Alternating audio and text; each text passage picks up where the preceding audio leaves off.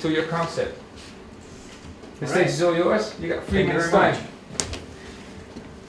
My name is Martijn, and I will be presenting our idea to you. Sound and Vision, the Institute for Sound and Vision, came to us with the question of how to attract millennials to their museum while still retaining their current target audience, people above 50, parents with young children, school pupils. And we thought about what are millennials? What do they want? What is the thing behind millennials? And we came up with they belong to a culture of creators, a culture of makers, a culture of innovators. They want to leave their footprint into the world by creating, sharing, and engaging with that world. So what we wanted the Institute to kind of become is an individual experience for innovative media, co-creation of media products with all the target groups that are visiting the Institute, and a platform for media interactors that can be business to business, business to consumer, or consumer to consumer. So we wanted to give millennials specifically, because they want to be attracted, the opportunity to create their own unique experience with new technology and with the content that the museum already has to offer, the archive. So what did we came up with to combine all these things is the Sound and Vision Academy, a platform for businesses, consumers, the users and visitors of the museum to share, to create, to experience, to engage in, and to learn about new media, old media, new developments in the media industry, society, influence of media on society.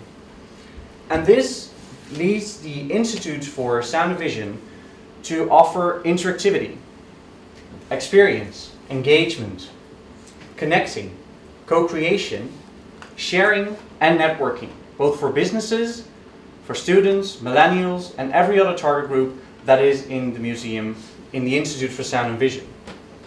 And the nice thing about this idea is that it has a possibility to scale up. It can start very small, but as soon as this gets foothold, the seminars, the workshops that can be offered through the Academy, the discussions, they can really form, via social media also, big experiences that can provoke major things in society. So basically what we want the Institute for Sound and Vision to become is a facilitator for connecting media interactors. Thank you.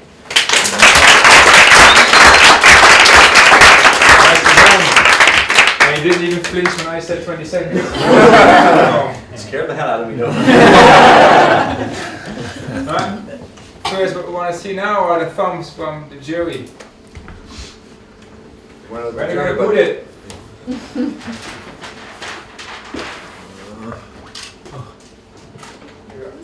One going down, we got one sideways, that way, and over here.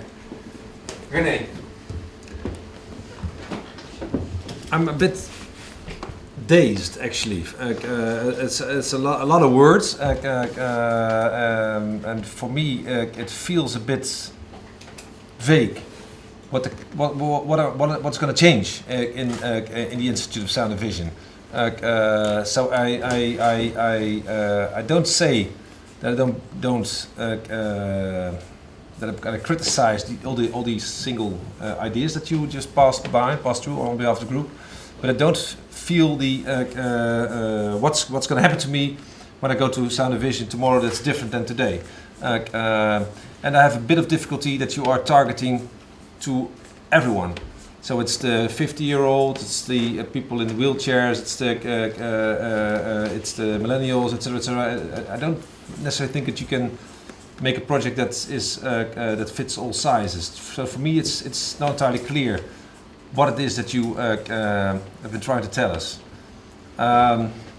So that's why my thumb was down. Why it was not entirely down, because I do like your presentation. Your vocabulary is I think is great. I'm not English, as you can hear, but maybe Joel can say something about that. I like your auto cue system. Didn't even notice It that. makes you look down a bit more than you want to, maybe. So cards in your hand might have been a better solution than the thing on the floor. This has actually been done by Wim Kan in the 60s and 70s, when also his text on the floor. So it's been done before, but I've never seen it in this room. But so I like your presentation anyway. Yeah. It was time pressure related. So. Now, let's share your thoughts. I think the idea of an academy is interesting. It's a good way of using the existing resources and potentially helping to create new generations of content creators and fusing both the sort of wild creativity of the YouTube experience versus bringing it towards the more sort of old school, formalized media content creation. I have to say I also was a bit dazed by the amount of words. We've been treated this afternoon with some very visual presentations that made it easy to visually contextualize what people are talking about. You have a very nice selection of stickies here. It would have been nice if you'd used that as a prop to kind of guide us through your ideas and how it all fits together. Other than that, though, you're very clear. So. Okay. I don't have a huge amount to add. I again agree. Your presence is great. You come across really well, so well presented, and I think you're pretty natural at that. I also think there is something in this idea of an academy. I think, but you talked a lot about strategy and sort of conceptual stuff, and then you went academy, and then you went back to strategy and conceptual, and I think there's a bit of like what actually, which we're all saying, so I won't labour it. So yeah, and I'd be interested to, as you pursue that thought, what does the academy make happen, and then how does that play back onto the everyday experience for everybody? I think there's something in that, but you need to pursue it and keep focused on like actually the experience and actually the what is it that they're going to do, what are the outputs and the outcomes. Okay, Ina. Yeah, so I really like the fact that you are thinking completely out of the current box of the museum. So my mind started out being in the museum, and then I wandered from an online platform to maybe a spot like the Bali, political and media-like platform that people can where people can discuss different topics. So I was also a bit confused. Is it online? Is it offline?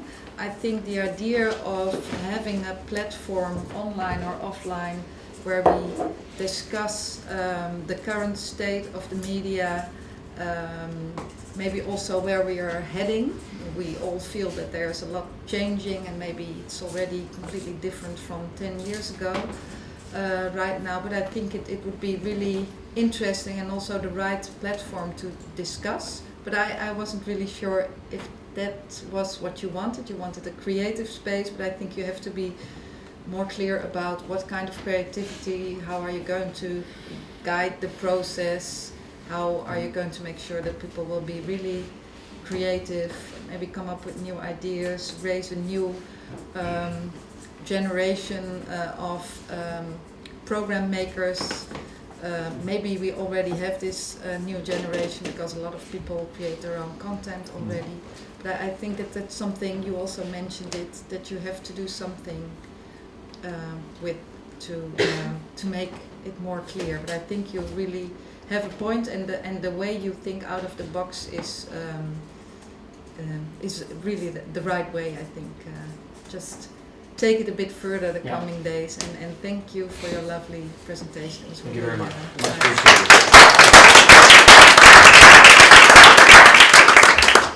I want to give a quick summary.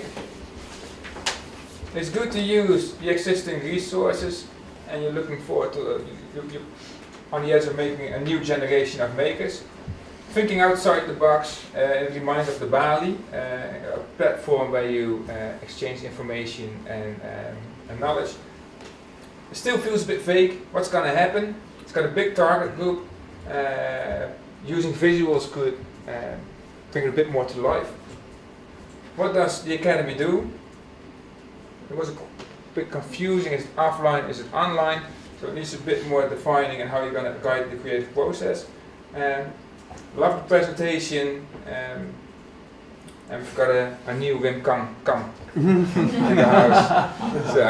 It's a big compliment. Alright, thank you very much. Thank you.